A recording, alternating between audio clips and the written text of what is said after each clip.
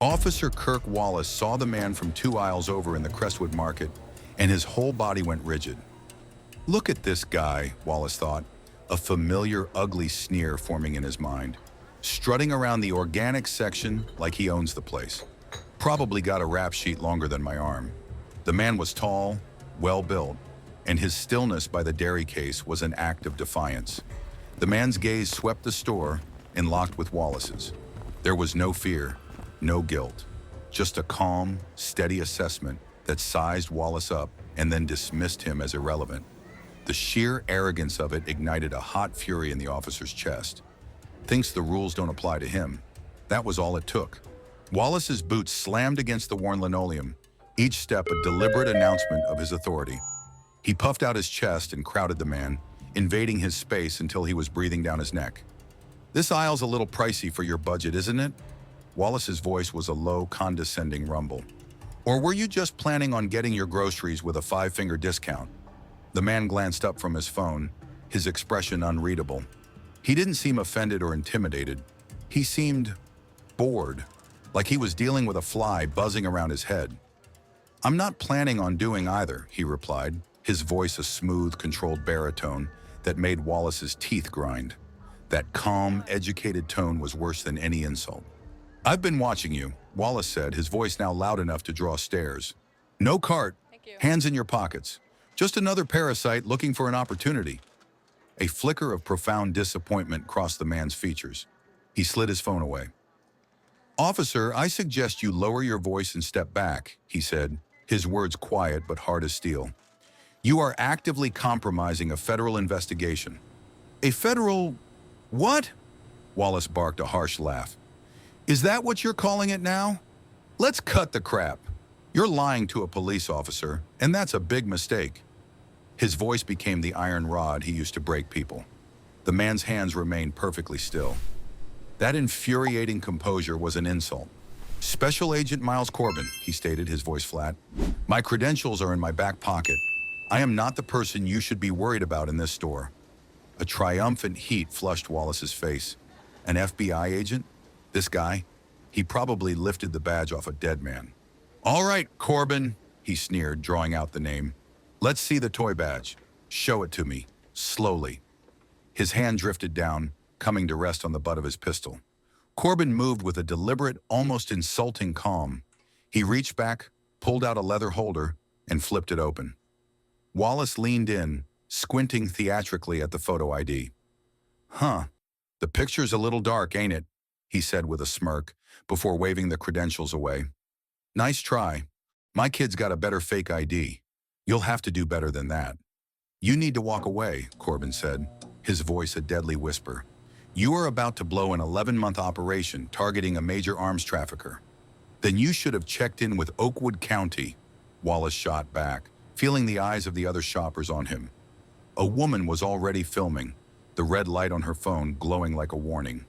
"That's your failure, not mine." The public defiance, the man's unbreakable dignity. It was a challenge Wallace couldn't ignore. His training took over. Escalate, dominate, break.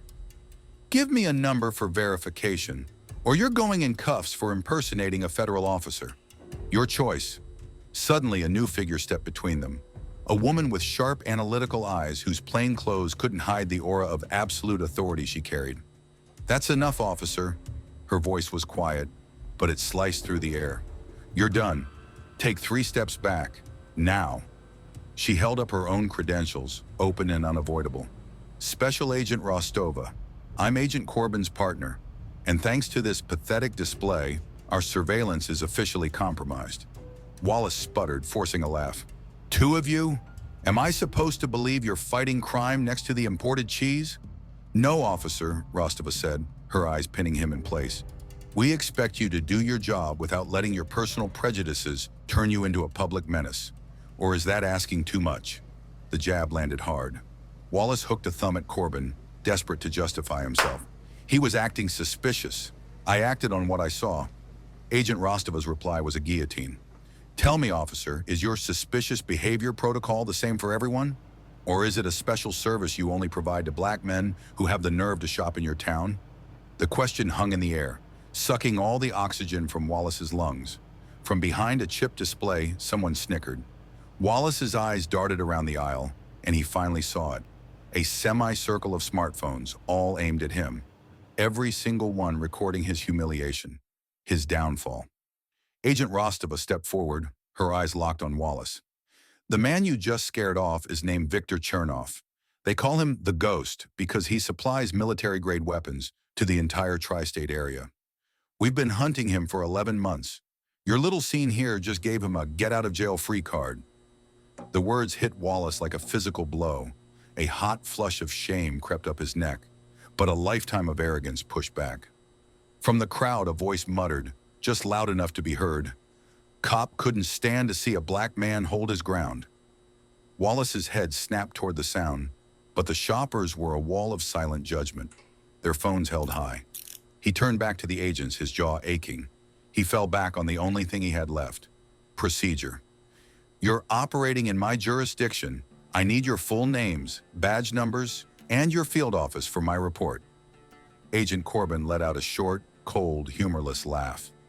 You still think you're writing the report here, officer? You're not the one asking the questions anymore. He took a step closer, his voice dropping to a low, menacing calm. You will give us your name and your badge number, and then you will wait for our report to land on your captain's desk. It will be an official complaint from the U.S. Department of Justice, alleging obstruction of a federal investigation. The officer's bravado finally cracked, the pieces falling away to reveal the panicked man underneath. His hand, which had been hovering near his gun, fell uselessly to his side. I was doing my job, he stammered, the words sounding hollow even to him. No, Corbin corrected him, his voice surgically precise. Your job was to see everything happening in the store, but you only saw one thing: a black man you decided needed to be put in his place. Because you were blinded by your own prejudice, you missed the actual criminal. And now there's a federal inquiry, Rostova added, gesturing with her chin toward the sea of smartphones. Every one of these videos will be submitted as evidence. And your face, Officer Wallace, is going to be the star of the show. I hope you're ready for your close-up. The word inquiry was a death sentence.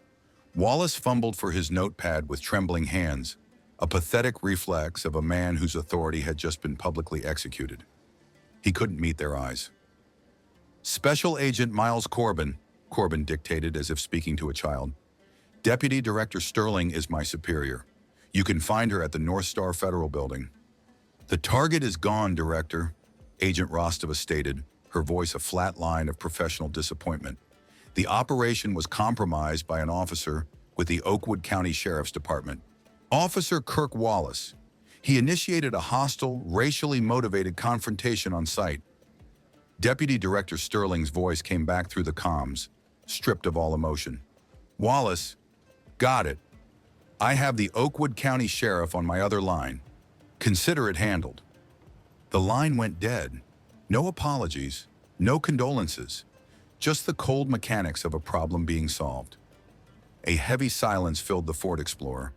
Corbin stared through the windshield at the mundane storefront, now the scene of a catastrophic failure. Let me ask you something, Rostova, he said, his voice quiet.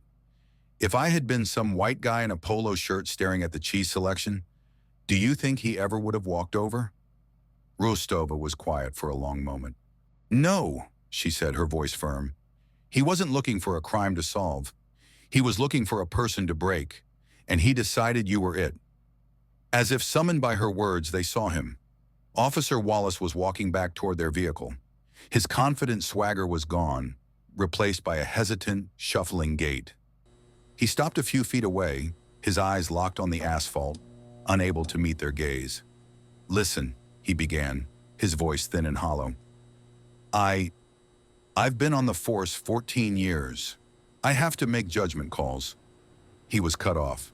A black Oakwood County Sheriff's SUV, its light bar dark, glided into the parking lot like a shark, boxing their vehicle in. A man in a captain's uniform got out, his face a mask of cold, barely contained rage. Wallace! Captain Grant's voice was a whip crack in the quiet lot. Wallace flinched as if he'd been physically struck, the blood draining from his face.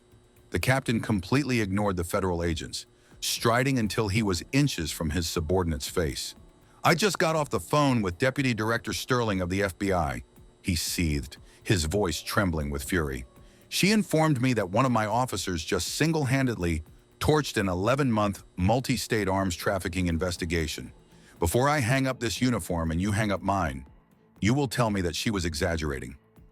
Wallace's mouth opened and closed, a fish gasping for air. A choked, pathetic shake of his head was his only reply. "I didn't think so," the captain hissed. His voice dropped to a deadly quiet. "Unbuckle your duty belt. Place it on the hood of my car. Now!" A wave of raw, unfiltered humiliation washed over Wallace's face. Under the cold, impassive gaze of the two agents he had tried to bully, his trembling fingers fumbled with the heavy buckle. In a ceremony of utter disgrace, he unfastened the heavy leather belt, the symbol of his power, holding his pistol, his cuffs, his radio, his authority, and laid it on the hood of the cruiser. It landed with a heavy final clatter, a sound of surrender. "You are on administrative leave, effective this instant," Captain Grant stated, his voice dripping with contempt. "You will go home. You will not speak to anyone from the department, and you will wait by the phone for 2 calls. The first will be from the U.S. Attorney's Office, informing you that you are the subject of a federal obstruction of justice investigation. The second will be from me, telling you what time to be at my office to sign your resignation papers." He leaned in closer, his voice a whisper of pure venom. "Pray you get my call first. Do I make myself clear?" "Yes, sir," Wallace whispered, the words catching in his throat. His voice, his authority, his career, all of it broken, right there on the asphalt of the Crestwood Market parking lot.